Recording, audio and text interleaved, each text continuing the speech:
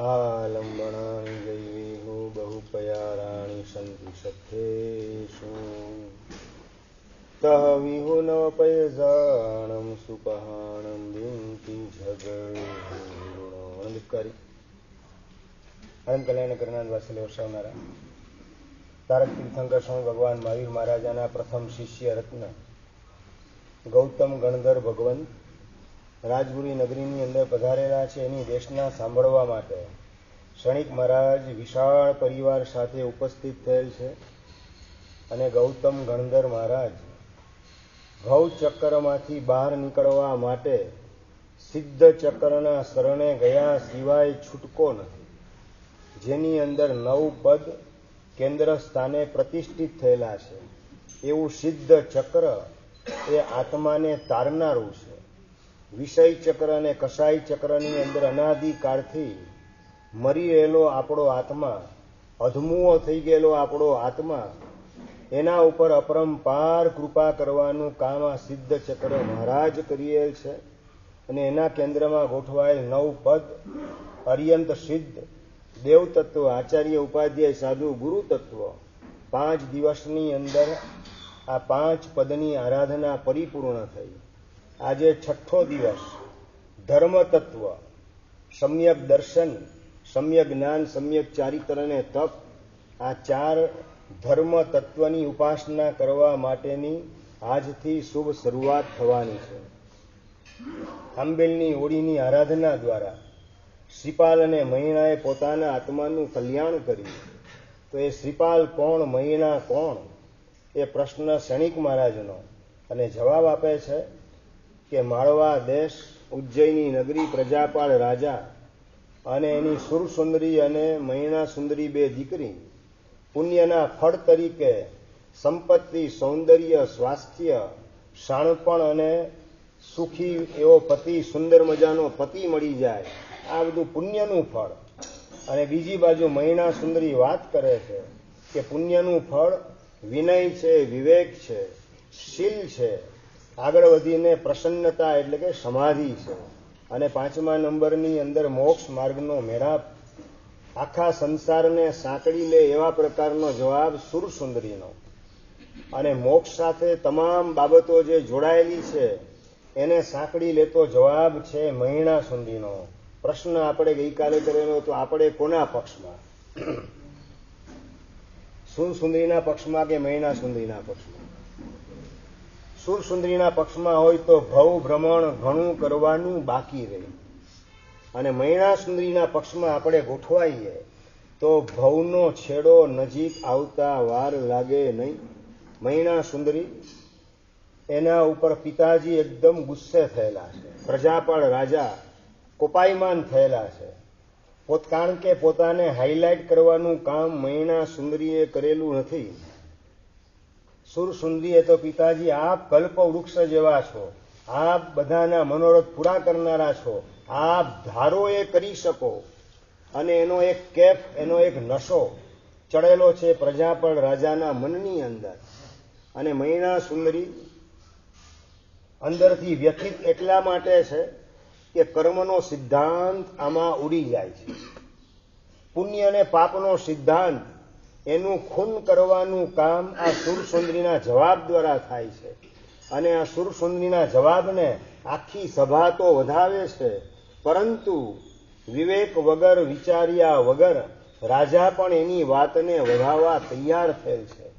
સૌના અંદરમાં પ્રતિષ્ઠિત થયેલું મિથ્યાત્વ, બહારમાં સુખની બુદ્ધિ અને સંસારને લીલોછમ રાખવા માટેનું વલણ સભાજનોની અંદર અને રાજાના મનની અંદર પણ મહિણા સુંદરીને દેખાય છે.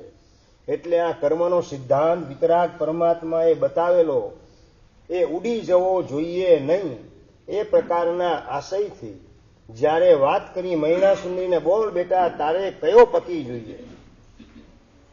અને પિતાજી, આપ તો વિવેકી જન્મા શિરોમણી છો, આપે આવો પ્રશ્ન પૂછવાનો જ ન હોય. આ બાળા જે છે એને શું સમજણ પડે? આપ જે પતિ આપો એ મને મંજૂર છે, મારે આમાં પસંદગી કરવાની હોય નહીં.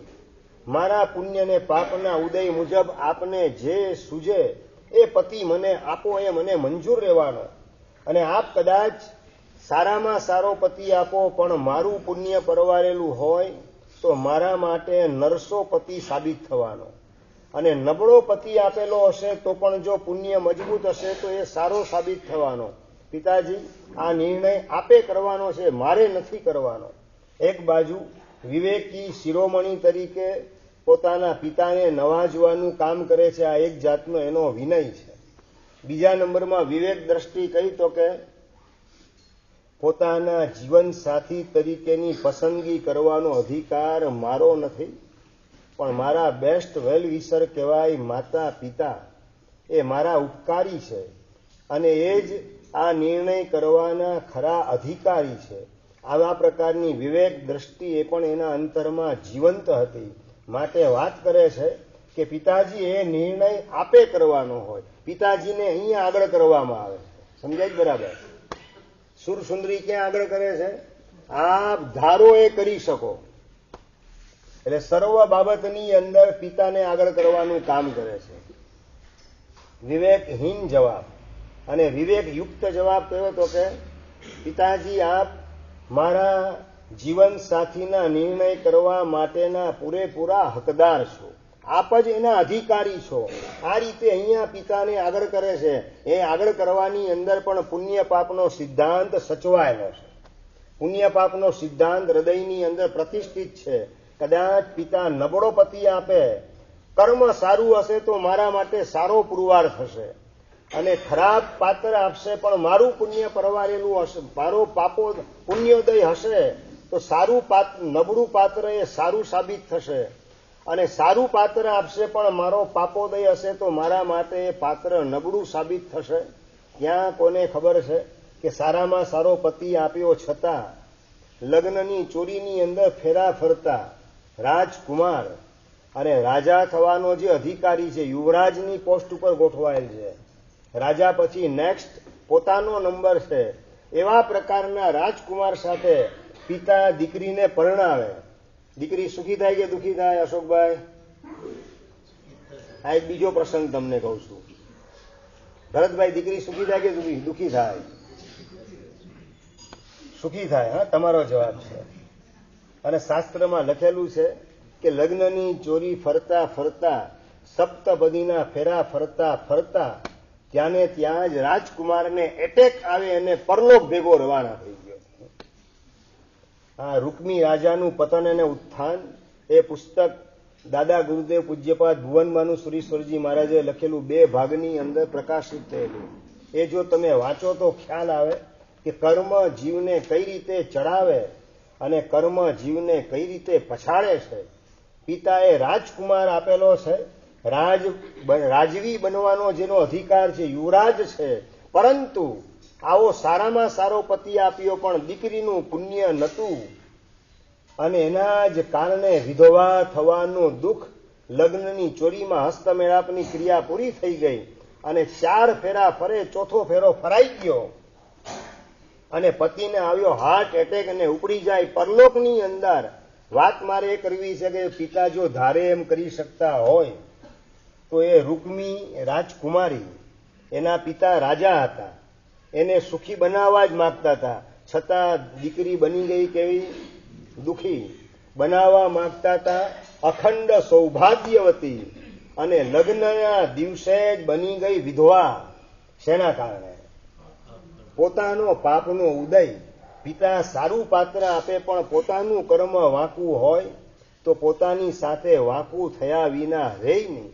આ મૈણા સુંદરી બહુ સ્વસ્થતાપૂર્વક સભાજનોને અને પિતાજીને પણ કર્મનો સિદ્ધાંત ખ્યાલમાં આવે અને મિથ્યા અભિમાન પિતાજીના મગજની અંદર ઘૂસી ન જાય અને એના દ્વારા પિતાજી પોતાના આત્માનું અહિત કરી ના બેસે, એવા પ્રકારની દ્રષ્ટિ મૈણા સુંદરીની પાસે છે. સમજાયું નહીં? સમજાયું નહીં? ખ્યાલ નથી, હજી પકડાતું નથી. મિથ્યા અભિમાન દ્વારા પિતાનું અહિત ન થાય એ આશયથી મૈણા આ જવાબ આપી રહેલી. ભાઈ, અભિમાનથી અહિત થાય? પંકજભાઈ, અભિમાનથી અહિત થાય કે હિત થાય? એમની તો અંદરથી જવાબ શું આવે છે રાજનભાઈ? અંદરથી જવાબ શું આવે? આપણે સ્વપ્રશંસા કરીએ, પર નિંદા કરીએ, આપણી જાતને હાઇલાઇટ કરતા હોઈએ, બીજા પ્રત્યે ધિક્કારને તિરસ્કારનો ભાવ રાખતા હોઈએ, આ બધું અલગ અલગ પ્રકારે અહંકારનું જ સ્વરૂપ છે. અહંકારની જ હેરાનગતિ જીવ ભોગવે છે આ પ્રકારે. અને એ જ અહમ બીજાનો તિરસ્કાર કરવા દ્વારા પોતે વધારે તિરસ્કાર પાત્ર અનેક ભવ સુધી બનવું પડે એનું બુકિંગ કરાવવાનું કામ અભિમાન કરે છે. બીજાનું તમે અપમાન કરો ત્યારે બીજાનું અપમાન નથી કરતા, પણ હજારો ભવ સુધી તમારું અપમાન જિંદગીભર થાય એવા પ્રકારના ભવનું તમે બુકિંગ કરાવી રહેલા છો. અને આ જ પોતાનું અહિત છે. મિથ્યા અભિમાન દ્વારા પિતાજી પોતાના આત્માનું અહિત ન કરે, એમાંથી પાછા ફરે, રિવર્સ ગેરની અંદર એમની ગાડી આવી જાય અને કર્મનો સિદ્ધાંત આગળ ધરવાનું કામ કરે. અને કર્મનો સિદ્ધાંત આગળ ધરીને પણ પોતાનું કર્તવ્ય સારી રીતે અદા કરવાનું છે. માત્ર કર્મને આગળ ધરી અને આપણે કર્તવ્ય પલાયન થઈએ એ વાત પણ શાસ્ત્રકારને માન્ય નથી. દીકરા દીકરી એના કર્મ મુજબ થશે, કંઈ ભણવા ગણવા મૂકવા નથી, કંઈ દેરાસર મોકલવા નથી, મહારાજ સાહેબ મોકલવા નથી, એને નસીબમાં હશે થશે. ચાલે સંદીપભાઈ, કર્તવ્ય પાલનમાં જરાય કચાશ રાખવાની નથી. અને નંબર 2, કર્તવ્ય પાલનનો અહંકાર એ પણ અંદરમાં કરવાનો નથી. સમજ્યા કે નહીં સમજ્યા? બેંકની અંદર અલગ અલગ ડ્યુટી બધા બજાવતા હોય. કોઈ મેનેજરની પોસ્ટ ઉપર હોય, કોઈ કેશિયરની પોસ્ટ ઉપર હોય, કોઈ પ્યુનની પોસ્ટ ઉપર હોય. એ કેશિયર વિચારે કે હું આ લાખો રૂપિયા રોજ ગણવાનું કામ કરું છું, બેંકને હું આગળ ચલાવું છું. આ અહંકાર. અહમ રે અહમ, તું ને જા મરી, બાકી જે બચે તેનું નામ હરી. અહમ મરે તો અરહમ પ્રગટ થાય. અરહમ એટલે કે અર્યંત સ્વરૂપ પ્રગટ કરવાની અંદર અટકાયત કરનારું કોઈ પરિબળો હોય તો એ અભિમાન છે. અને એમાં પાછું આ મિથ્યા અભિમાન, હું ધારું એ કરી શકું. બસ પિતાના મનની અંદર આ ગુમાન છે, મિથ્યા ગુમાન છે, મિથ્યા અહંકાર છે. હું ધારું તો દુઃખીને સુખી કરી શકું, અને હું ધારું તો સુખીને દુઃખી કરી શકું. આવા પ્રકારનો અહંકાર એ પિતાજીનું ભવિષ્ય અંધકારમય બનાવી રહે છે. પિતાજી પોતાની જાતે જ પોતાનું અહિત કરેલા છે. એમાંથી એમને ઝડપથી પાછા વાળવા માટે કર્મનો સિદ્ધાંત સમજાવું, અને સભાજનો પણ આ કર્મનો સિદ્ધાંત સમજી અને સ્વીકારે, જેના કારણે એમના અંતરમાં આસ્તિકતા બળવાન બનતી જાય અને ખોટું ક્યારેય પણ કરવું નથી એવા પ્રકારના ભાવથી પાપ ભીરુતા પણ ભીતરમાં પ્રગટ થાય તો મોક્ષ માર્ગમાં એ બધા જીવોનો વિકાસ સરળતાથી થઈ શકે. આવા પ્રકારના ઉમદા આશયથી, ઉચ્ચતમ અભિપ્રાયથી મહિના બોલી રહેલી છે કે પિતાજી આપ પૂરેપૂરા અધિકારી છો, મને કેવો વર આપવો એ માટેના. એ અધિકાર આપનો છે, પણ મારા પુણ્ય ને પાપમાં જે પ્રકારનું લખેલું હશે એ રીતે હું સુખી કે દુઃખી થઈશ, એમાં આપ પિતાજી માત્ર નિમિત્ત છો. આ રીતે શાંત ચિત્તે મહિના કર્મનો સિદ્ધાંત સમજાવવાનું કામ કરે છે.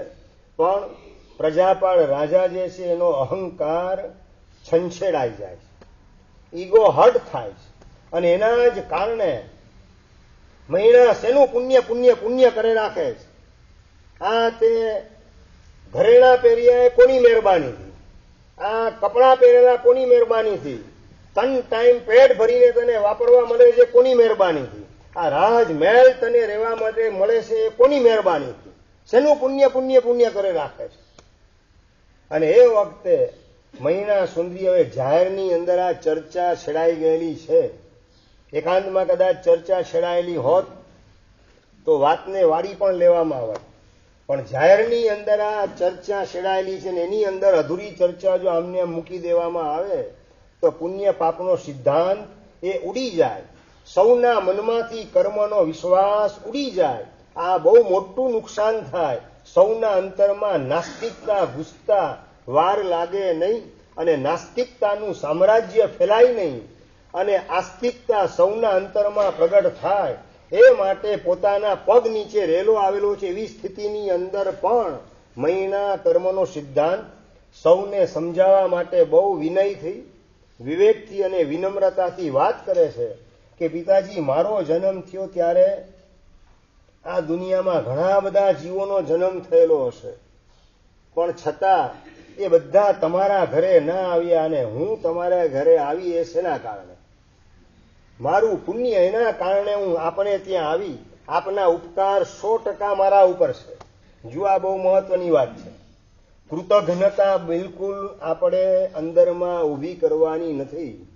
કૃતજ્ઞતા એને ગુમાવવાની નથી. કૃતજ્ઞતા એટલે કે નમક હલાલપણું, અને કૃતજ્ઞ એટલે કે નમક હરામપણું. આપણે નમક હરામ બનવાનું નથી. જેના જેના ઉપકાર છે એને અવશ્ય યાદ રાખવાના છે, અને ઉપકાર યાદ રાખીએ તો જ નમ્રતા, વિનમ્રતા અને વિનય વગેરે આપણામાં પ્રગટ થાય. પિતાજીના ઉપકારનો સ્વીકાર કરે છે મૈણા કે પિતાજી, આપના ઉપકાર અપરંપાર છે મારા ઉપર. નાનેથી મોટે સુધી આપની જ ઉદારતાના કારણે મારા કેટલાય ગુનાઓને આપે માફ કર્યા અને અહીંયા સુધી મને પહોંચાડી. એ આપનો ઉપકાર ભૂલી શકાય નહીં. પરંતુ પિતાજી, મારો જો પુણ્યોદય ન હોત તો પછી મારો જન્મ ઝૂંપડપટ્ટીમાં થાત કે આપને ત્યાં થાત. અને માત્ર હું મારા પૂરતી વાત નથી કરતી, જગતના તમામ જીવો એ આપ કર્મી છે, બાપ કર્મી કોઈ નથી. બાપ કર્મી એટલે કે બાપાનું પુણ્ય ને પાપ એ મુજબ જીવન જીવવાનું કામ કરે સંતાન, એને કહેવાય બાપ કર્મી. અને આપ કર્મી એટલે પોતે કરેલા પુણ્ય ને પાપ એના મુજબ જીવન જીવવાનું કામ કરે એ કહેવાય આપ કર્મી. પિતાજી, હું નહીં આપ એ પણ બાપ કર્મીની પણ આપ કર્મી છો.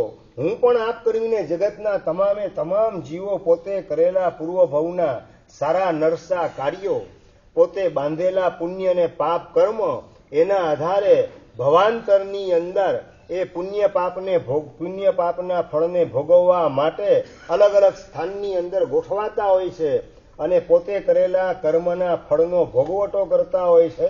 જો પિતાજી બાપ કર્મી જો હોય દીકરા, તો બાપાનું તો રાજમહેલમાં રહેવાનું પુણ્ય હતું, રાજમહેલની અંદર જિંદગીભર રહેવાનું પુણ્ય, અને છતાં રામચંદ્રજી જે છે એને વનવાસ સ્વીકારવો પડ્યો, જંગલની અંદર જવું પડ્યું રાજમહેલને છોડીને. જો એ રામચંદ્રજી પણ બાપ કર્મી હોત તો જંગલમાં જવાની જરૂરત પડત જ નહીં. બાપાનું પુણ્ય તો રાજમહેલમાં રહેવાનું છે જ, તો દીકરાનું પણ પુણ્ય ઓટોમેટિક રાજમહેલમાં રહેવાનું આવી જાય. પણ રાજમહેલની અંદર રહેવાના બદલે વનવાસનો સ્વીકાર કરવો પડ્યો. ખુલ્લા પગે જંગલની અંદર કાંટા કાંકરાવાળા રસ્તે 1-2 12 વર્ષ સુધી રખડવું પડ્યું બધાના મૂળની અંદર. કારણ કયું છે તો પોતાનું કર્મ એ જવાબદાર છે. એટલે રામચંદ્રજીઓ બાપ કર્મી હોત તો એમણે જંગલમાં જવું ન પડત. બાપાનું પુણ્ય તો રાજમહેલની અંદર રહેવાનું છે. અને પત્ની પણ જો પતિ કર્મી હોય તો પછી રાજમહેલની અંદર રહેવાનું સૌભાગ્ય પોતાનું છોડી અને શા માટે પતિના માર્ગે સીતા જવાનું કામ કરે. રામચંદ્રજી એનું પુણ્ય હતું એક એવું તો વનવાસનું.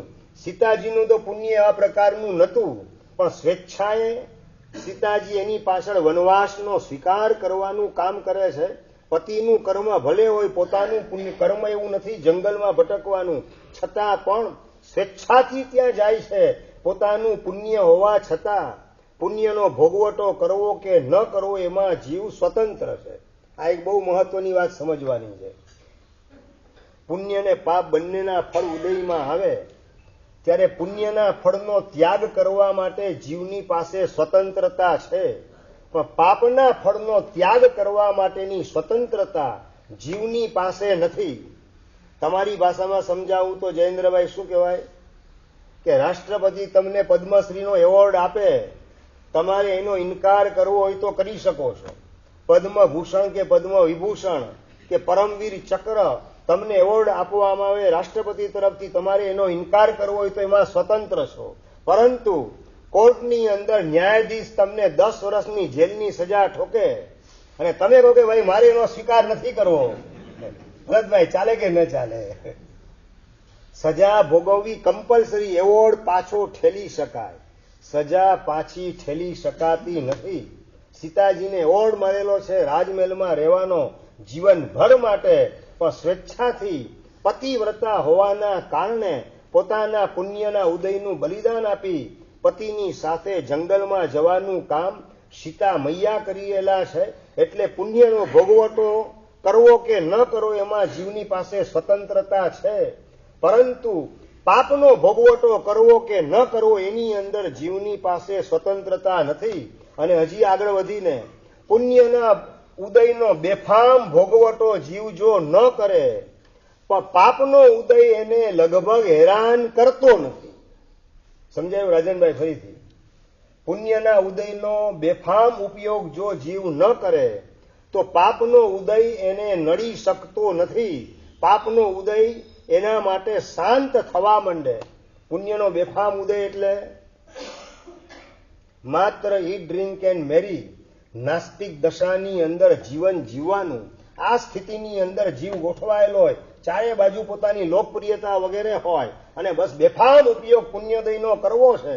વ્યસનના માર્ગે પોતે ખેંચાતો જાય, તણાતો જાય. રિઝલ્ટ દુઃખીની વહેલું દુઃખી થવાનું આવે, અને વહેલા મહાદુઃખી થવાનું આવે.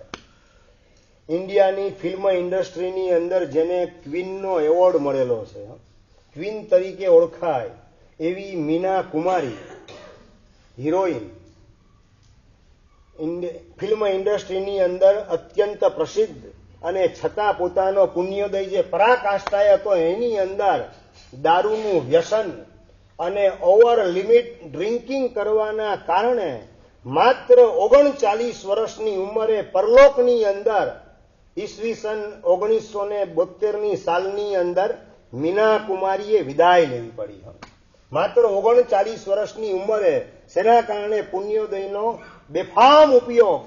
અને એ પુણ્યોદયનો બેફામ ઉપયોગના કારણે પાપનો ઉદય વહેલી તકે એને નડવાનું કામ કરે, અને 39 વર્ષની ઉંમરે ભર યુવાનીની અંદર ઓવર ડ્રિંકિંગ કરવાના કારણે લીવર ફેલ થઈ ગયું, અને દુનિયાની કોઈ મેડિકલ સંસ્થા એને બચાવી શકી નહીં. ડોક્ટરો એને મોતના મોઢામાંથી ઉગારી શક્યા નહીં. એવો પાપનો ટાઈમ બોમ્બ ફૂટ્યો, અને 1972ની અંદર એને વિદાય લઈ લીધી. વાત મારે તમને એ કરવી છે, પુણ્યોદયનો બેફામ વપરાશ આપણે કરવો નથી. નાનકડી ઉંમરથી જ ફિલ્મ ઇન્ડસ્ટ્રીની અંદર પ્રવેશ કરીને લોકપ્રિયતા જબરજસ્ત મેળવનારી છોકરી, અને છતાં 5મે માળેથી ભૂસકો મારી અને દિવ્યા ભારતીએ પોતાનું જીવન સમાપ્ત કરી દીધું. રાહુલભાઈ, ખબર છે કે નથી ખબર? કેટલી ઉંમર દર્શનભાઈ? માત્ર 19 વર્ષની ઉંમરે આ લોકમાંથી વિદાય લેવાનું કામ 5મા માળેથી ભૂસકો લઈને મારીને કરોડો રૂપિયા પોતાની પાસે હોવા છતાં પુણ્યના ફળ તરીકે સુરસુંદરી જે બતાવે છે, સંપત્તિ, સૌંદર્ય અને સ્વાસ્થ્ય બધું પોતાની પાસે હોવા છતાં પોતે પરલોકની અંદર અચાનક ઉપર 5મા માળેથી ભૂસકો મારી અને વિદાય લેવા માટે મજબૂર બને. આ પાપનો ટાઈમ બોમ્બ ફૂટે. બેફામ પુણ્યોદયનો વપરાશ જીવને પાપનો ઉદય વહેલી તકે પોતાને ડિસ્ટર્બ કરે એ દિશાની અંદર ગોઠવી દેતા વાર લગાડતો નથી. આ જો સમજણ આપણી પાસે હોય તો પુણ્યોદયનો બેફામ દુરુપયોગ કરવાના બદલે જેટલો સદુપયોગ સાધનાના માર્ગે આગળ વધવા માટે થઈ શકે એ દિશાની અંદર આપણે સમ્યક એનો ઉપયોગ કરવા દ્વારા આપણું જેટલું કલ્યાણ નિશ્ચિત થાય આ ભવની અંદર કરી લેવું છે. દાખલા તરીકે તમારું સ્વાસ્થ્ય સારામાં સારું છે પારસભાઈ, સ્વાસ્થ્યનો ઉપયોગ શું કરવાનો? મૌલિકભાઈ, સ્વાસ્થ્ય સારામાં સારું છે, પેટની પાચન શક્તિ જોરદાર છે, શરીર એકદમ સ્ટ્રોંગ છે, પોતાનું ઇમ્યુનિટી પાવર જોરદાર છે. હવે શું કરવાનું? ખાઈ પીને જલસા. એટલે મીના કુમારી જે રસ્તે ગઈ એ જ રસ્તે જવું છે.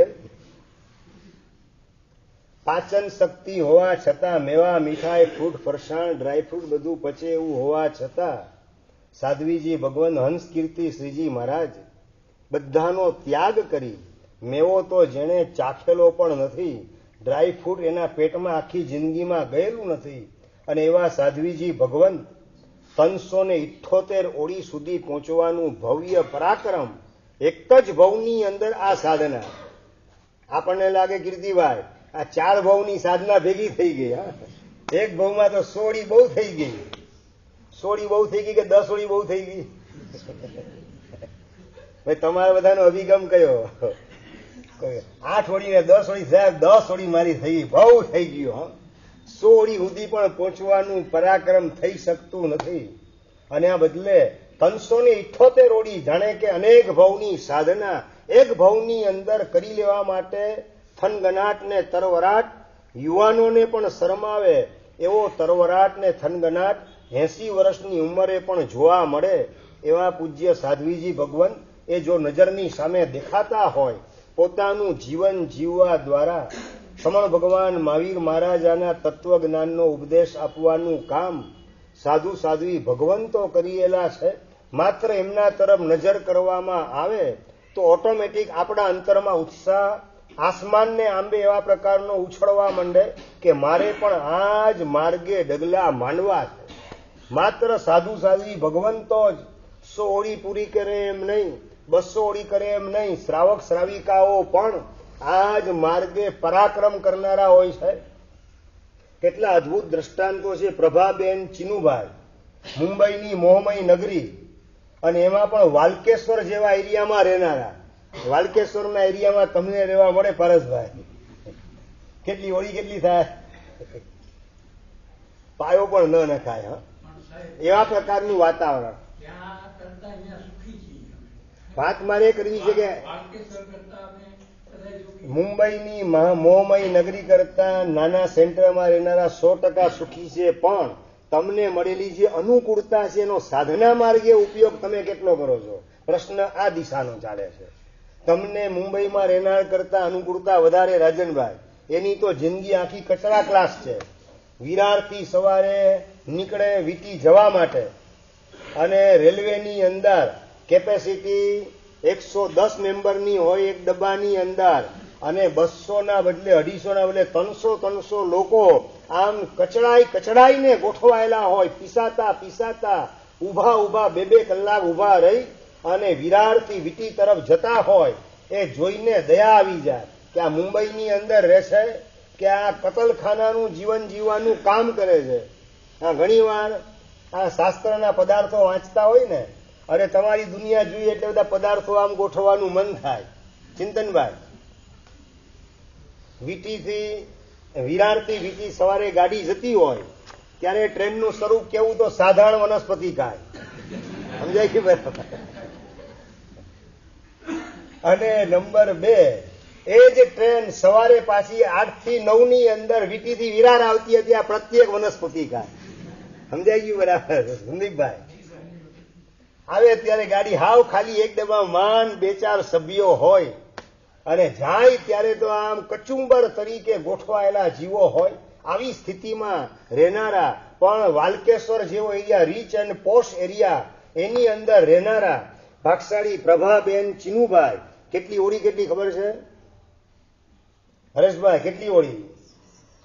100 ઓળી કર્યા પછી પણ ચેન પડેલું નથી. 100+46 ઓળીની આરાધના મુંબઈમાં રહેનારા આ પ્રભાબેન ચીનુભાઈ વાલકેશ્વરમાં રહેનારાએ કરેલ છે. તો એ જ રીતે લાલચંદ વીરચંદ જૈન, એમણે 100+11 ઓળી કરેલી છે. મુંબઈની અંદર જ રહેનારા ચંદ્રાબેન વિનોદચંદ્ર શાહ, એમણે 100+16 ઓળી કરેલી છે. મુંબઈમાં જ રહેનારા નરોત્તમદાસ કેશવલાલ, એમણે 100+19 ઓળીની આરાધના કરેલી છે. અને ડોંબીવલીની અંદર રહેનારા મગનલાલ ગંગર, અને એમણે 100+37 ઓળીની આરાધના કરેલી છે. આવી મોહમય નગરીમાં રહેવા છતાં પણ જો આરાધના થાય. કનુભાઈ એલ ઝવેરી, એમણે મુંબઈમાં રહીને 100+35 ઓળીની આરાધના કરેલી છે. ભિવંડીની અંદર રહેનારા પુખરાજ કસ્તુરચંદ શાહ, એમણે 100+55 ઓળીની આરાધના કરી. 100+55. અને જગદીશભાઈ જુનાગઢના પૂજ્યપાદ તપસ્વી સમ્રાટ હિમાંશુ સુરી દાદા, એમને જીવન સમર્પિત કરનારા સુશ્રાવક અને આચાર્ય ભગવાનની સૂચનાથી ગિરનાર તીર્થ એમને જીવન સમર્પિત કરેલું હતું. શેષાવનની અંદર રહેવાનું ને ત્યાં રહીને આંબેલની ઓળી કરવાની. કેટલા દ્રવ્ય હોય સંદીપભાઈ, રસીભાઈ, કેટલા દ્રવ્ય હોય? શેષાવનની અંદર રહી અને 100 ઓળી પૂરી કરવાની હોય. તમારી કેટલી ઓળી પૂરી થાય? અહીંયા નથી થતી. હા, તો ત્યાં ક્યાંથી થાય? હા, અહીંયા તો તમારે ઓલી ઇન્દોરી સેવ માટે કેવી પાપડી હાલતી હોય, તમારે બધી પૂરી થઈ જાય. તમારે 5-15 ના બદલે 35 આઈટમ હોય અને છતાં પણ આંબેલ કરવાના ભાવ જાગે નહીં. પુશઅપ કરવું પડે, પ્રેશર કરવું પડે. અને પેલા જગદીશભાઈ પૂજ્યપાદ હિમાંશુ સુરી દાદા એને ગુરુદેવ તરીકે સ્વીકારનારા અને એમની પ્રેરણાથી ગિરનાર શેષાવન તીર્થને જીર્ણોદ્ધારનું કાર્યની રક્ષાનું કાર્ય એમાં જીવન સમર્પિત કરનારા જગદીશભાઈ જુનાગઢના, એમણે 100+64 ઓળીની આરાધના કરેલી છે. 4 મહિને 5 મહિને ગિરનારથી નીચે ઉતરે, માત્ર પોતાના માતુશ્રી એની સાતા પૂછવા માટે 1 દિવસ માટે ઉતરવાનું. સવારે આવે અને સાંજ પડે એટલે પાછા શેષાવન ચડી જવાનું. સાંજના 5 વાગે ગિરનાર ચડવાની શરૂઆત કરી દે અને 6-6:30 સુધીની અંદર શેષાવન પહોંચી જવાનું. 3-4 મહિને એક વખત નીચે ઉતરે ત્યારે આંબેલ ખાતાનું આંબેલ મળે. બાકીના બધા આંબેલ માત્ર શેષાવનની અંદર રોટલી અને દાળ અને કઠોળ અને ભાત, આ 4 જ દ્રવ્ય મેક્સિમમ, 5મું દ્રવ્ય મળે નહીં. અને છતાં 100+64 ઓળીની આરાધના થઈ શકતી હોય. એક રેશિયો માનનો જીમીભાઈ કે 4 દ્રવ્યમાં જો 164 ઓળીની આરાધના થઈ શકતી હોય તો 35 દ્રવ્યની અંદર કેટલી ઓળીની આરાધના થાય? જીમિતભાઈ, કેટલી ઓળીની આરાધના થાય? અલ્પેશભાઈ, આપણે આપણી જાતને આ ટકોરા મારવાના છે ભગવાનના શાસનને પામીને આવા આરાધકો થઈ ગયા. એ યાદીની અંદર મારો નંબર હું ક્યારે લગાવીશ? શ્રાવક હોવા છતાં પણ આવું ઉત્તમ જીવન જીવનારા, કમસે કમ આવતીકાલનો એક દિવસ રવિવાર, આવતીકાલે તો આંબેલ કરવું જ છે. અને માત્ર તમે એકલા નહીં અશોકભાઈ, સપરિવાર આંબેલની અંદર જોડાવું છે. આવતીકાલે રવિવારનો દિવસ છે. રવિવારે રજા જે છે એની આત્માને મજા કરવા મળે. શરીરને મજા તો ઘણી બધી મળેલી છે, આત્માને મજા અણહારી પદની વહેલી તકે મળે. અને અણહારી પદ એનું આપણને ભાન કરાવે એવા પ્રકારનું આંબેલ, એની આરાધના સપરિવાર. આવતીકાલે સમ્યક જ્ઞાનની આરાધનાનો દિવસ. તમારા દીકરા દીકરીને પણ વધુમાં વધુ સંખ્યાની અંદર આવતીકાલે આંબેલની અંદર જોડવાનું કામ કરજો. જ્ઞાનની આરાધના માટે દીકરા દીકરી ઘણી મહેનત કરતા હોય છે. તો સમ્યક જ્ઞાન પદ આવતીકાલે યોગાનુયોગ ગોઠવાયેલું છે. તો સાથે સાથે બીજા નંબરમાં રવિવારની રજા પણ ગોઠવાયેલી છે. અને ત્રીજા નંબરની અંદર આખો સંઘ 150 જેટલા આરાધકો રોજે રોજ આંબેલની અંદર ઉલ્લાસને ઉમંગથી આગળ વધી રહેલા છે. અને એમાં આજે 6થો દિવસ આવી ગયો. આવતીકાલે 7મો દિવસ. 7મે પદ વર નાણ ભવિયણ ભજીએ રે, અવર અનાદિની ચાલ નિત નિત તજીએ રે. આવતીકાલે સમ્યક જ્ઞાન પદની આરાધના, સાથે સાથે સંઘ એની સાથે જોડાવા માટેનું સૌભાગ્ય પણ મળશે. અને રવિવારની રજાનો સદુપયોગ પણ કરવા મળે દીકરા દીકરીને. એટલા માટે આપણે પણ આંબેલની અંદર જોડાવું છે. તમે છે ને ઘણા હોશિયાર હોય છે સંજયભાઈ. દીકરા દીકરીને કે મારા સાહેબ જો કીધું છે જ્ઞાનપદની આરાધના માટે આંબેલ કરવાનું, તારે આંબેલ કરવાનું જ. અને તમે ઘરે બેસી અને મેવા મીઠાઈ ફૂડ ફરસાણ દબાવતા હો તો એ શબ્દની અસર દીકરા દીકરીને કેટલી થઈ શકે. બાપા જે છે ઘરના ઓટલે બેસેલા હતા અને દીકરાને વાત કરે, બેટા અહીંયા આવ. હા પિતાજી, જિંદગીમાં બેટા ક્યારેય દારૂ પીતો નહીં, દારૂ બહુ ખતરનાક ચીજ છે. તો પપ્પા એનાથી નુકસાન શું થાય? અરે નુકસાન જો સામે જો બેટા 2 સ્કૂટર આવે જ ને સામે, એ 2ના બદલે 4 સ્કૂટર દેખાય દારૂ પીએ તો. અરે દીકરો વાંચે, પપ્પા 1 જ સ્કૂટર આવે છે. સમજાઈ ગયું રાજનભાઈ? બાપાએ પોતાએ ડ્રિંકિંગ કરેલું હોય અને દીકરાને વાત કરે તો એની અસર દીકરાને થાય એમ નથી. એટલે દીકરા દીકરીને આંબેલ કરાવવા માટે પણ તમારે આવતીકાલે આંબેલમાં જોડાવવું જરૂરી છે. દીકરા દીકરીને પણ પ્રેરણાને પ્રોત્સાહન આપજો કે રવિવારનો દિવસ છે, એનો સદુપયોગ થાય, જ્ઞાનપદની આરાધના પણ થાય અને સકલ સંઘની સાથે જોડાવાનું સૌભાગ્ય મળે અને સંઘે શક્તિ કલૌ યુગે. આ કળિયુગની અંદર શક્તિ હોય તો સમૂહની અંદર છે. સમૂહમાં જેટલી આરાધના કરો એટલી આરાધનાનું બળ મજબૂત બનતું જાય અને એનું ફળ અવશ્ય આપણને પ્રાપ્ત થાય. એવા પ્રકારની આ સમૂહની અંદર આરાધના કરવાની તક જ્યારે પણ મળતી હોય એને આપણે ક્યારેય પણ ગુમાવવી નહીં. આ પ્રકારે આવતીકાલે વધુમાં વધુ સંખ્યાની અંદર બાલક બાલિકાઓ નવપદની આરાધનાની અંદર એક સેમ્પલ કહેવાય એવા પ્રકારનું સમ્યક જ્ઞાનપદની આરાધનાનું આંબેલ કરે. એવા પ્રકારની પ્રેરણા સંતાનોને પણ તમે ઘરે કરજો અને સાથે સાથે તમારા સંતાનો મૈણા અને શ્રીપાળ જેવા પાકે, સુરસુંદરી કે હરિદમન રાજકુમાર જેવા નહીં. એ માટે સંસ્કરણ માટે પણ પૂરેપૂરા સજાગ રહેવાનું કામ કરજો. આ બાજુ મૈણા પગ નીચે રેલો આવેલ છે છતાં પણ કર્મના સિદ્ધાંતની અંદર એકદમ અડગ છે, જરાય ચલાયમાન થતી નથી. કર્મનો સિદ્ધાંત સ્વીકારવાની અંદર સૌ કોઈને વિશ્વાસ બેસે, શ્રદ્ધાનો પરિણામ જાગે કે ના, કર્મનો સિદ્ધાંત સ્વીકાર્યા સિવાય છૂટકો જ નથી. એ માટે મૈણા વાત કરે કે માતા પિતાનું પુણ્ય જબરજસ્ત હતું રાજમહેલમાં રહેવા માટેનું, પોતાના સાસુ ને સસરાનું પુણ્ય પણ જબરજસ્ત હતું રાજમહેલમાં રહેવાનું, અને પોતાના પતિનું પુણ્ય પણ રાજમહેલમાં રહેવાનું, અને છતાં જંગલની અંદર 1-2 વર્ષ નહીં, 12-15 વર્ષ નહીં, 22 વર્ષ સુધી અંજના સુંદરી એને ભટકવું પડે છે. નથી તો એ પતિ કર્મી બની શકતી, નથી પિતા કર્મી બની શકતી, કે નથી માતા કર્મી બની શકતી, કે નથી એ પુત્ર કર્મી પણ બની શકતી. જેનો દીકરો રામચંદ્રજીને રાવણની સામે જીતવામાં જબરજસ્ત સપોર્ટ કરવાનું કામ કરે એવા પ્રકારના મહાપરાક્રમી હનુમાન એ એમના પુત્ર તરીકે છે. ચરમ શરીરી એ જ ભવની અંદર મોક્ષમાં જવાનું સૌભાગ્ય જેના લલાટે લખાયેલું છે અને મહાપરાક્રમી છે એવા હનુમાનજી જેના દીકરા છે, છતાં અંજના સુંદરી નથી પુત્ર કર્મી બની શકી, નથી બાપ કર્મી, નથી પતિ કર્મી બની શકી, અને આપ કર્મી તરીકે મટી શકી નથી. આપ કર્મી બની અને પોતાનું જીવન 22 વર્ષ સુધી જંગલમાં એણે વાઘવરુ દીપડા એની વચ્ચે પસાર કરવું પડે છે.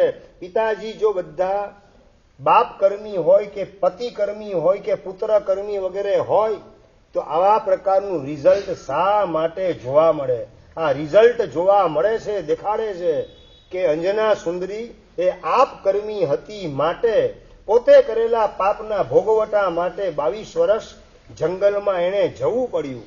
જેનો પતિ 3 ખંડનો માલિક હોય, વાસુદેવ હોય, અને નંબર 2 પોતાના દીકરા આ જ ભવની અંદર મોક્ષમાં જવાના હોય, એવા 2 દીકરાની માં બનવાનું સૌભાગ્ય જેને પ્રાપ્ત થયેલું હોય, અને છતાં જન્મ થયા પછી પોતાના પુત્રનો વિયોગ 1-2 કલાક માટે નહીં, 1-2 મહિના માટે નહીં, 1-2 વર્ષ માટે નહીં, 16 વર્ષ માટે રૂકમિણીએ પોતાનો દીકરો એનો વિયોગ સહન કરવો પડ્યો. પોતાના પતિ દ્વારકાધીશ કૃષ્ણ મહારાજ છે, અને છતાં પણ રૂકમિણી તાજા જન્મેલા પોતાના દીકરો સામ અને પ્રદ્યુમ્ન એનાથી એને વિયોગ સહન કરવો પડે. આ બધું શેના કારણે? આપ કર્મી માનો તો ઘટી શકે. બાકી જેનો પતિ 3 ખંડનો માલિક હોય, 3 ખંડનો માલિક એ સમજાવે નહીં. હજી આગળ વધીને વાસુદેવ તો છે જ, પણ 8000 દેવતા જેની સેવામાં, ચક્રવર્તીની સેવામાં કેટલા? 16000 દેવતા હોય, વાસુદેવની સેવામાં 8000 દેવતા હોય, તીર્થંકરની સેવામાં મિનિમમ 1 કરોડ દેવતા હોય, અને આવા વાસુદેવ પોતાના પતિ છે.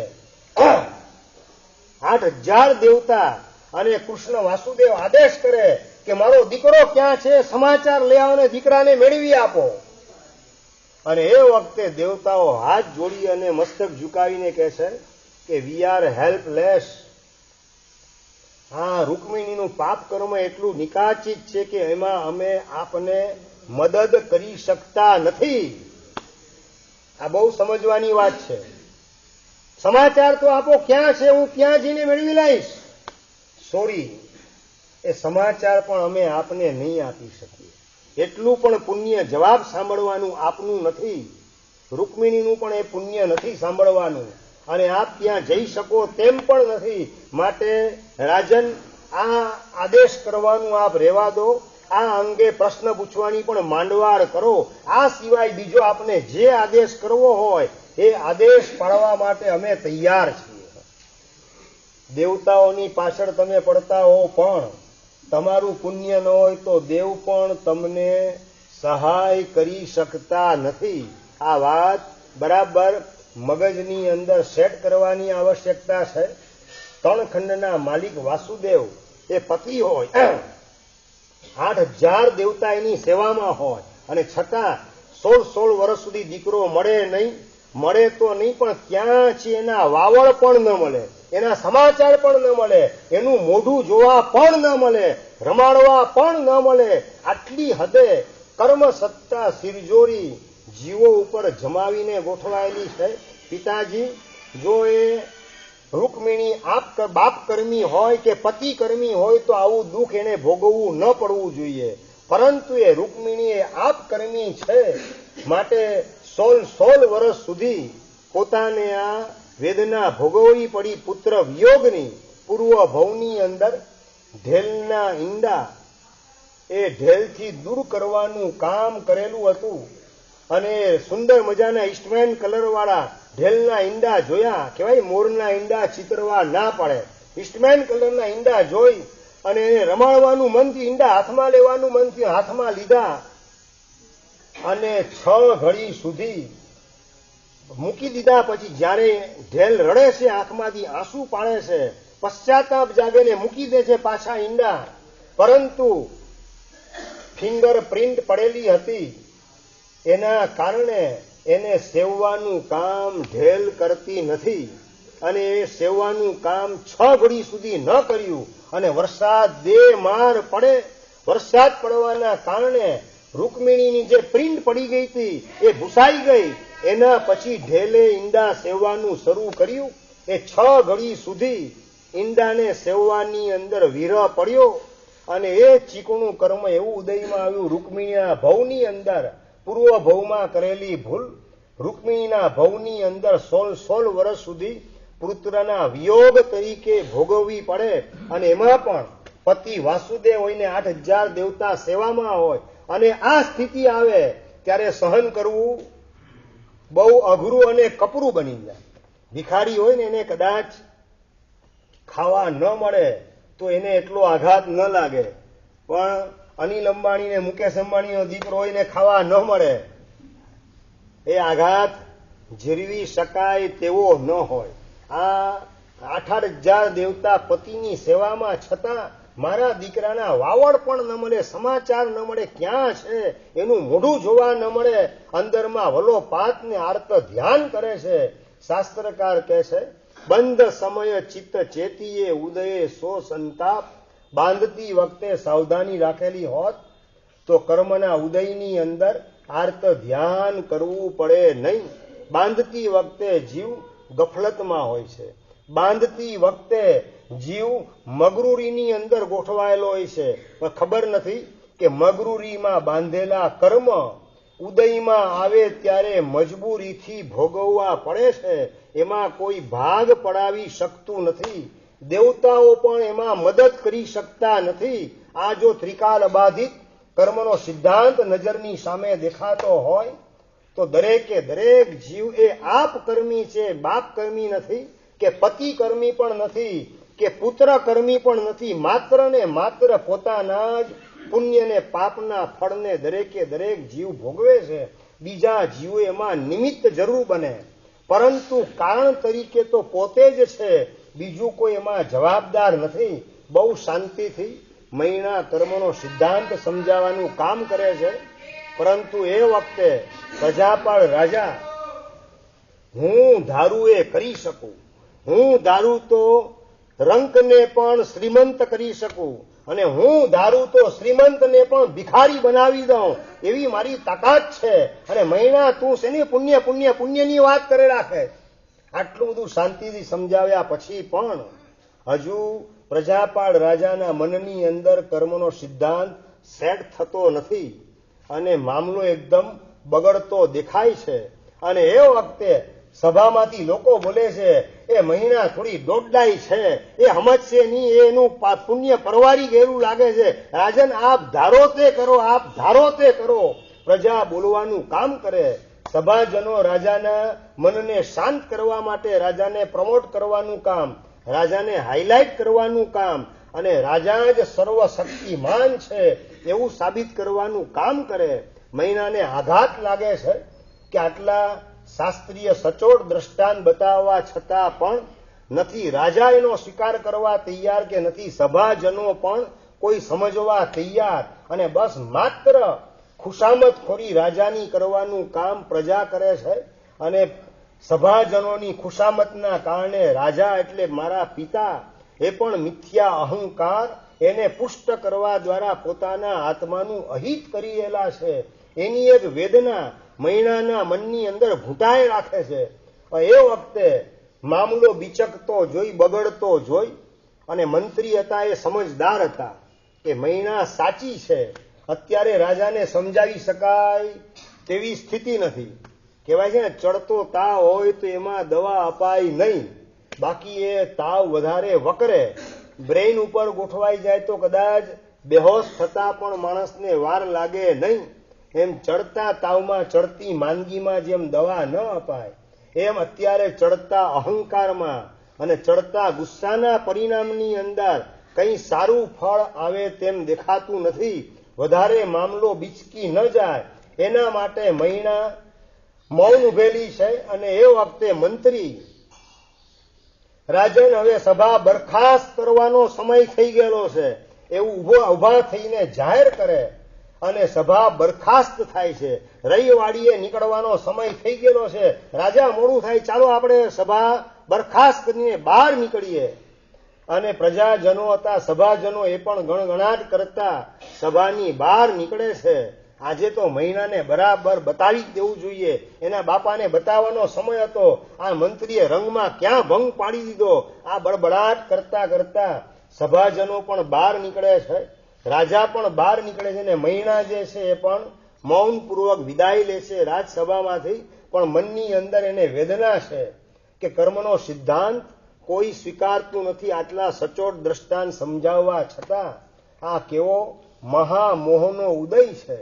મહામોહના ઉદયને આધીન બનેલા જીવો પરમાત્માના નિર્મળ તત્વને સમજવા પણ તૈયાર નથી. સ્વીકારવાની વાત એ તો લાખો યોજન દૂરની છે. પણ આજેની તો કાલે, કાલેની તો પરમે આ પરમાત્માનો સિદ્ધાંત સૌએ માન્યા સિવાય છૂટકો જ નથી. આવા પ્રકારની પોતાની શ્રદ્ધાને બળવાન બનાવવાનું કામ મૈણા સુંદરી કરે છે. રાજા ફરવા માટે નીકળે છે ને એ વખતે સામેથી મોટું એક ટોળું આવતું હતું. ધૂળની ડમરીએ ઉડવાનું કામ કરે. એને જોઈ અને રાજા માવત હતો એ હાથીને વાળી લેશે ગલીની અંદર. અને એ વખતે કોઢિયાનું ટોળું, એક બેની 700 કોઢિયાનું ટોળું અને હાથી ઉપર આવતા રાજા દેખાયા. માથે છત્ર ધારણ કરેલું છે અને બાજુમાં ઘોડે સવારી કરતા મંત્રીએ પણ ગોઠવાયેલા દેખાયા. અને કોઢિયાનું ટોળું એ જુએ છે કે રાજા તો આપણા તરફ આવતા હતા પણ વચ્ચે ગલીમાં વળી ગયા. અને કોઢિયાનું ટોળું દોડવાનું કામ કરે. દે માળ દોડી અને ઘેરી વળે રાજાને ને મંત્રીને. અને કોઢિયાનું ટોળું એટલું બીભત્સ હતું, એટલું વિચિત્ર હતું, જેનું વર્ણન લખેલું છે સિપાલ રાજાના રાસની અંદર કે ઢોર ધસે, કૂતર ભસે, ધીક ધીક મુખવાણ, લોક પૂછે કોણ છો તમે, ભૂત પ્રેત પિશાચ. આ વિનય વિજયજી મહારાજે શબ્દો કોટ કરેલા છે કે લોકોના મોઢામાંથી કેવા શબ્દો નીકળે છે કોઢિયાઓને જોઈને. ધીક ધીક ધીક મુખવાણ, ધિક્કાર છે આ પાપિયાઓને, ધિક્કાર છે. કોણ છો તમે? તમે છો કોણ? ભૂત છો, પ્રેત છો, પિશાચ છો, છો કોણ? કે આખું શરીર એ રસી જેમાંથી ઝરી રહેલું છે. માથું ફાટે એવી ભયંકર વાસ મારી રહેલી છે. આખા શરીરે કોડ ફેલાયેલો છે. કોકના નાક ગાયબ થઈ ગયેલા છે, કોકના આંગળા ગાયબ થઈ ગયેલા છે, કોઈનો આખો હાથ ગળી ગયેલો છે. એવા ચિત્ર વિચિત્ર પ્રકારના 700 કોઢિયા દેખાય છે. અને એને જોઈને ઢોર ધસે. ઢોર એટલે ઘરના આંગણે માંગેલા ગાય ભેંસ વગેરે એ ખિલ્લો તોડીને ભાગવા માંડે. અને કૂતર ભસે એટલે કૂતરાઓ ભસવા માંડે. ઢોર ધસે, કૂતર ભસે. ધીક ધીક મુખવાણ, ધિક્કાર છે તમને. આ લોકોની વાણ એટલે વાણી મોઢામાંથી નીકળે છે. અને લોક પૂછે કોણ છો તમે? તમે છો કોણ? ભૂત છો, પ્રેત છો, પિશાચ છો, છો કોણ? ક્યાંથી આવ્યા? આવા પ્રકારના ઉદ્ગાર જેમને જોઈ અને લોકોના મોઢામાંથી નીકળે. અને એવા બે ચારની 700 કોઢિયા એનું ટોળું રાજાને ઘેરી વળીને ઉભેલું છે. અને મંત્રી જે છે એના તરફ જોઈને રાજા વાત કરે છે, એને જે જોઈએ આપીને રવાના કરો, આ તાત્કાલિક રવાના કરાવો. 1 મિનિટ એ લોકોને ઉભા રાખી શકાય તેવું નથી. એવી ભયંકર વાસ મારે, બદબુ માથું ફાટી જાય એવા પ્રકારની. આ દુર્ગંધથી ત્રાસેલો રાજા મંત્રીને ઈશારો કરે, જે જોઈએ એ આપીને રવાના કરો. મંત્રી થોડે આગળ ગયા ને લીડર હતો, કોઢિયાનો લીડર, મંત્રી જેવો કહેવાય, એને મળે છે. ભાઈ તમે કોણ છો? ક્યાંથી આવ્યા? શું જોઈએ તમારે? બસ અમારા ઉંબર રાણો જે છે ને એને લાયક રાણી મળી જાય એ અમારી ઈચ્છા છે. અરે મંત્રી, અલ્યા અક્કલ છે તમારામાં? તમે છો કેવી હાલતની અંદર કોઢિયા છો અને તમને તમારા રાણા માટે રાણી જોઈએ તો કપડાં અપાવી દઉં, જોઈએ તો પૈસા અપાવી દઉં, જોઈએ તો ભોજનનો બંદોબસ્ત 1 ટંગ 2 ટંગનો તમને કરાવી દઉં, પરંતુ રાજકુમારી શેની હોય તમારા રાણા માટે? ના ના, અમારી પાસે બીજું બધું છે. અમારી પાસે કપડાં છે, દાગીના છે, અલંકાર છે, ખાવા પીવાની સગવડ છે, બધું છે. પણ અમારા રાણા માટે એક રાણી નથી. બસ એ મળી જાય તો અમારો બેડો પાર થઈ જાય. અને પ્રજાપાળ રાજાની કીર્તિ સાંભળી અને અમે આવેલા છીએ. પ્રજાપાળ રાજા એનું બિરુદ છે પ્રાર્થના ભંગ ભીરુ. પ્રાર્થના ભંગ ભીરુ એટલે શું સંદીપભાઈ? બીજા કોઈ એની પાસે પ્રાર્થના કરે તો પ્રાર્થના ભાંગી જવી જોઈએ નહીં. પ્રાર્થના એની નિષ્ફળ જવી જોઈએ નહીં. અને પ્રાર્થના સામેવાળો કરે અને જો ભાંગી જાય, નિષ્ફળ જાય, તો રાજા એના ભીરુ એટલે કે ડરપોક હતા. પોતાની પાસે કોઈ માગણી કરવા આવે ને એને આપ્યા વગર રવાના કરે તો રાજાને અંદર દિલમાં ઘા લાગતો હતો. એટલે કોઈને પણ હતાશ કે નિરાશ પોતાના જીવનમાં પ્રજાપાળ રાજાએ કરેલ નથી. જે માગવા આવે, જે માગે એને આપવાનું કામ કરે. આ રાજાનું બિરુદ રાજા કહેવાય છે તો કે પ્રાર્થના ભંગ ભીરુ. એ એની કીર્તિ સાંભળી, એમની પ્રશંસા સાંભળીને અમે આવેલ છીએ. જો તમારે આપવી હોય તો અમારા ઉંબર રાણા માટે રાણી આપી દો. બાકી અમે ગામે ગામ વાત કરશું કે આ રાજાની કીર્તિ ખોટી છે, રાજાનું બિરુદ બોગસ છે. આ પ્રકારનું અમે ચારે બાજુ પ્રચાર ને પ્રસાર કરશું. પેલો ઉંબર રાણા એના મંત્રી તરીકે આવેલી વ્યક્તિ એ જે રકઝક કરે છે, રાજા દૂરથી જોઈ રહેલો છે. સંભળાતું નથી પણ રકઝક ચાલે છે, ખ્યાલમાં આવે છે. મંત્રીને પાસે બોલાવે છે. મંત્રી પોતાનો આવે, એની હારે હારે ઉંબર રાણાનો મંત્રી એ પણ ભેગો આવી ગયો. આખા શરીરમાં જેને કોહડ ગળી રહેલો છે, નાક જેનું કચડાયેલું છે, આખા શરીરની અંદર રસી ઝરી રહેલી છે, એવો એ મંત્રી ઉંબર રાણાનો આવીને વાત કરે, રાજન આપની કીર્તિ સાંભળીને આવેલા છીએ. આપ પ્રાર્થના ભંગ ભીરુ છો. આપની પાસે કરેલી પ્રાર્થના, આપની પાસે કરેલી યાચના ક્યારેય નિષ્ફળ જતી નથી. આવી આપની દેશ દેશાવરની અંદર કીર્તિ ફેલાયેલી છે, સાંભળીને અમે આવેલા છીએ. અને શું જોઈએ જ પણ તમારે? બસ અમારી પાસે ઉંબર રાણો છે. જો આ ખચ્ચર ઉપર બેસેલો દેખાય જ ને, એ અમારો ઉંબર રાણો. એના માટે એક રાણી જોઈએ છે, એના માટે તમારી પાસે આવેલા છીએ. અરે રાણી માટે થોડો લાયક છે તમારો રાણો? જોઈએ તો પૈસા, હીરા મોતી, માણેક આપી દઉં, સોનામોર આપી દઉં, નાના રાજાને બધું અમારી પાસે છે. અમારે બસ અમારા રાણા માટે એક રાણી ખૂટે છે. એ રાણી આપી દો એટલે ભયો ભયો. ગંગાએ નાયા ને જમનાએ પાર ઉતર્યા. બસ રાજન એક કૃપા કરો, બાકી તમારું બિરુદ પાછું ખેંચી લેવાનું કામ કરો. પ્રાર્થના ભંગ બિરુ એ બિરુદ તમારું પાછું ખેંચી લો. રાજાને વાત કરે છે કોઢિયા લોકો, એનો મંત્રી, અને રાજા વિચારમાં ચડે છે. સવારે રાજસભામાં થયેલી રકઝક. શું વાત કરી હતી મહિનાએ? કે આપ જે કરો એ આ મને મંજૂર છે, પણ મારું નસીબ હશે એ મુજબ જ થવાનું છે. બસ તો આ બહુ આપ કરમી દોઢ ડાઈ થઈને વાત કરતી હતી ને ભર સભામાં. બસ મહિનાને બતાવી દઉં કે જો તારા કર્મે પતિ મોકલેલો છે, હવે એને સ્વીકારી લે. જો આપ કર્મી તારી જાતને માનતી હોય તો. આવી મનમાં ગળમથલ રાજાના મનમાં ચાલે છે.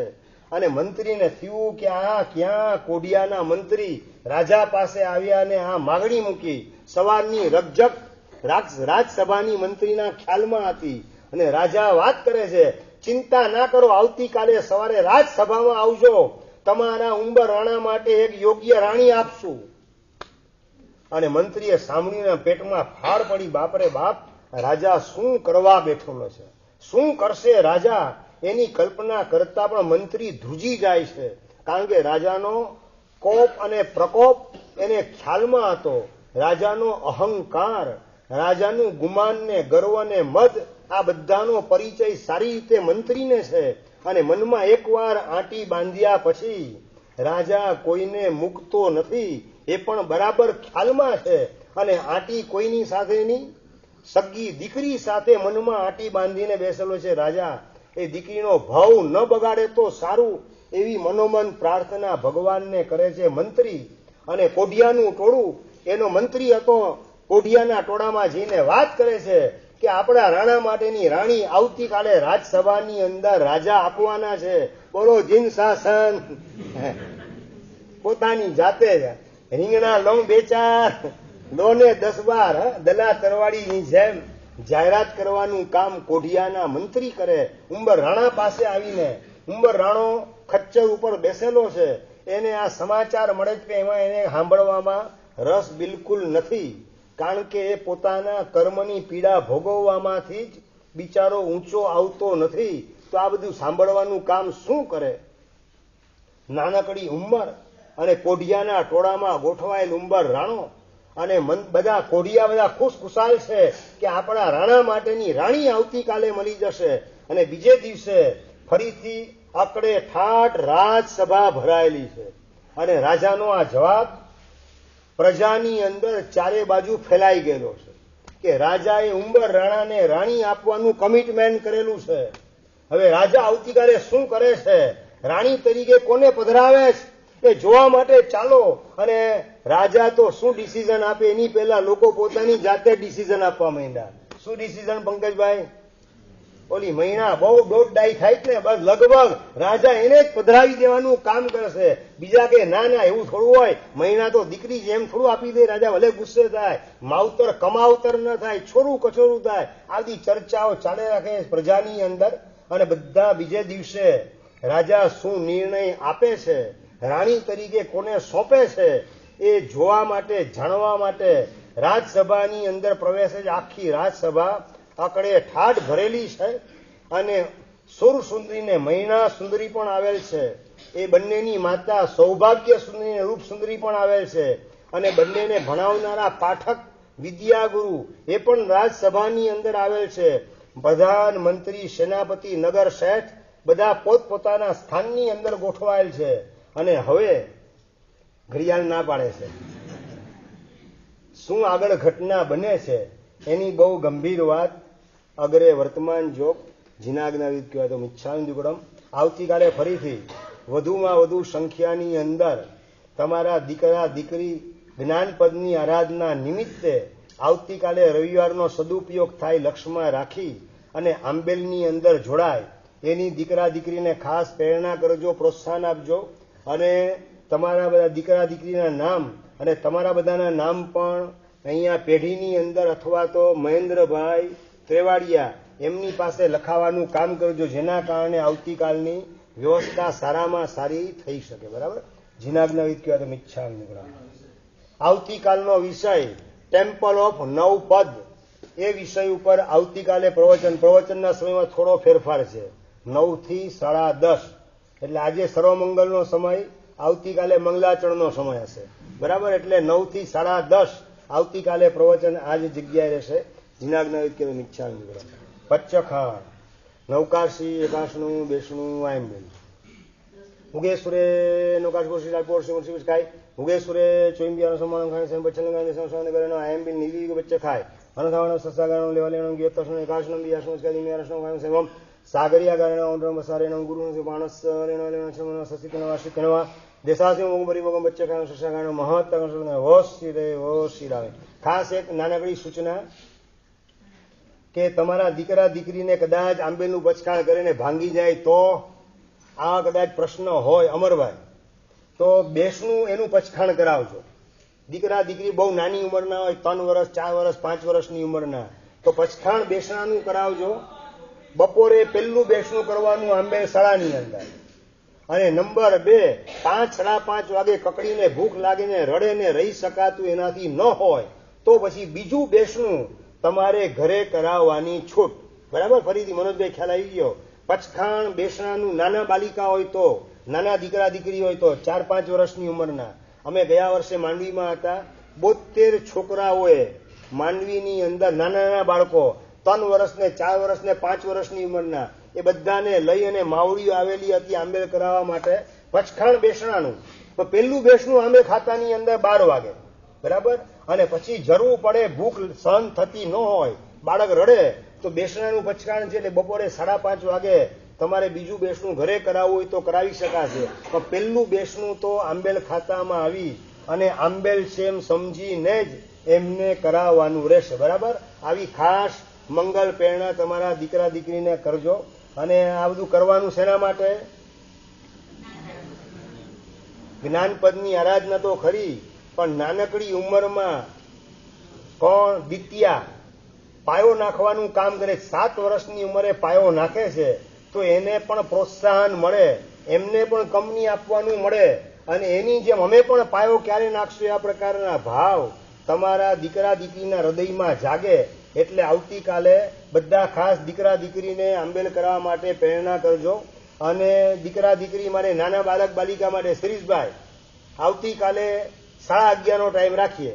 નાના દીકરા દીકરી છે એના માટે, મોટા માટે 12 વાગે, પણ નાના દીકરા દીકરીને પહેલા પીરસવાનું કામ શાંતિથી થઈ શકે. અને 12 વાગે જે આંબેલ કરવા માટે આવતા 11:30 આવી જજો, પીરસવા માટે આવજો. બેસવાનું કામ 12 વાગે કરજો. બરાબર. હા, એટલે બાળક બાલિકાઓને સરસ મજાનો પીરસવાનો પણ લાભ તમને સૌને પ્રાપ્ત થાય. એટલે બાળકોનું આંબેલ 11:30 વાગે આવતીકાલે સ્ટાર્ટ થશે. નામ ખાસ બધાએ અચૂક પેઢીમાં લખા.